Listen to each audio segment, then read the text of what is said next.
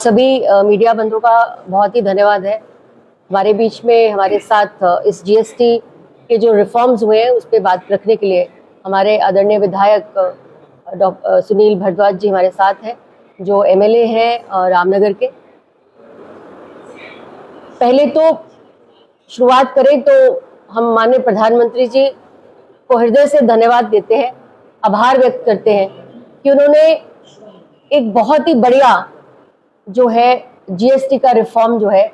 वो दिया है। पूरे देश के लिए एक उत्साह का माहौल है और पूरे देश के लिए एक ऐसा टैक्स रिफॉर्म है जो आम व्यक्ति को, जो आम शहरी को, जो आम उपभोक्ता को, जो आम युवा को, जो आम किसान को, जो आम एमएसएमई के प्रोडक्ट्स बनाने वाले को,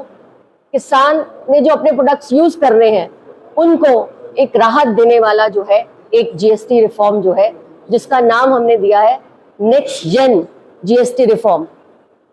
माननीय प्रधानमंत्री जी के नेतृत्व के अंदर इस देश ने एक ऐसा रिफॉर्म, टैक्स रिफॉर्म देखा है जो बहुत सिंप्लीफाइड है। आपने देखा कि इस देश में 2014 से पहले जब हम बात करें तो कितने सारे मल्टीपल टैक्सेस जो थे वो लगाए जाते थे और इतने टैक्स होते थे कि एक सिंप्लीफाइड जो तरीका नहीं होता था टैक्स को जो है करने का। लेकिन इसको कहीं ना कहीं अमली जामा जो है माननीय प्रधानमंत्री जी के नेतृत्व में एक टैक्स रेजिम को सिंगल टैक्सेशन के द्वारा जो है इसको लाया गया और बहुत ही सिंप्लीफाइड किया गया। इसकी नींव अगर मैं आपको बताऊं तो माननीय हमारे पूर्व प्रधानमंत्री श्रद्धेय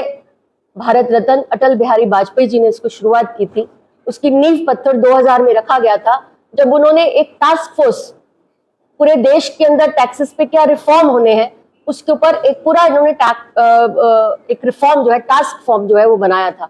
लेकिन 2004 के बाद जब कांग्रेस की सरकार आई तो कांग्रेस 10 साल तक इस टैक्स को समझ ही नहीं पाई कि इसको रिफॉर्म कैसे लाना है। अगर इसका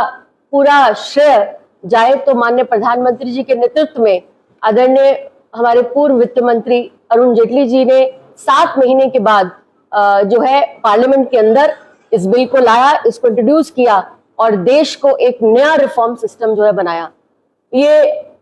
कहेंगे विश्वास था सारी स्टेट्स का भी, क्योंकि हर स्टेट के अंदर अलग अलग टैक्स लगता था, अलग अलग चीजें होती थी, लेकिन पूरे स्टेट्स के अंदर चाहे वो किसी की भी सरकार हो, लेकिन उस नेतृत्व का जो है उसके ऊपर उनका विश्वास था कि एक सिंगल टैक्स सिस्टम जो है आया और इस सिंगल टैक्स सिस्टम ने इस देश की रूपरेखा को बदल दिया। आपने देखा कि किस तरह से कांग्रेस, प्रधानमंत्री जी ने ध्यान दिया कि कैसे कंजम्पशन को बढ़ाया जाए। जो सबसे छोटा रिंग है, जो सबसे निचले वाला स्तर है, वो है टैक्स पेयर। उस टैक्स पेयर को बहुत ज्यादा ब्रॉड किया गया। ब्रॉड यानी कि जो 125 करोड़ हिंदुस्तानी था 2014 के 17 के बताते हैं कि सिर्फ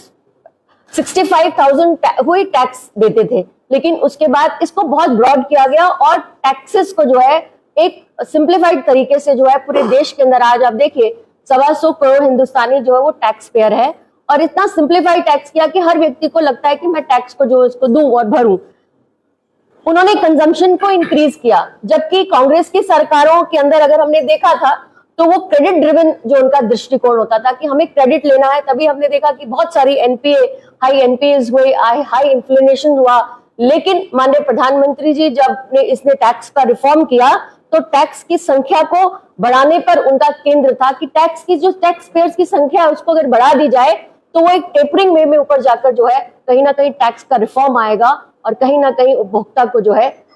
उसको जो है बहुत रिलीफ मिलेगा। मैं आपके माध्यम से ये भी बताना चाहती हूँ कि 2019 में भी माननीय प्रधानमंत्री जी के नेतृत्व के अंदर जो 12 लाख का कैपिंग दिया गया। आप सोचिए कि कांग्रेस की सरकार जब 2014 में हमें छोड़ के गई, जब हमने नेतृत्व माननीय प्रधानमंत्री के नेतृत्व में ये संभाला, वो पहले 1.5 लाख का जो है कैप जो था वो उसको जो है टैक्स फ्री किया गया था। लेकिन आज जो आम व्यक्ति है उसका जो 12 लाख अगर उसकी जो आय है, साल की आय है, उसके ऊपर उसको जो है टैक्स को जो है बिल्कुल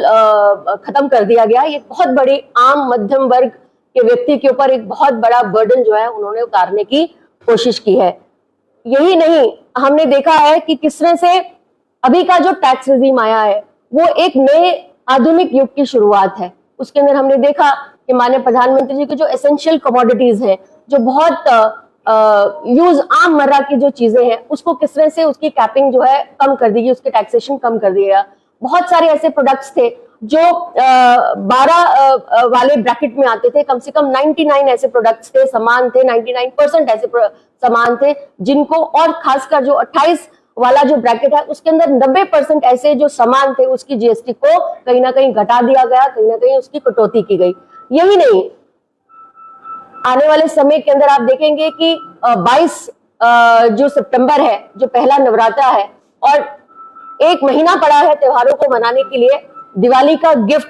आम व्यक्ति की पॉकेट में अगर किसी ने दिया है तो माननीय प्रधानमंत्री श्री नरेंद्र भाई मोदी जी ने दिया है। हम धन्यवाद करते हैं कि उन्होंने एक बहुत बड़ा एक ऐसा टैक्स रिजीम हमारे सामने लाया कि जो बहुत एसेंशियल कमोडिटीज है, महिलाओं के सामान में काम आने वाली सामान है,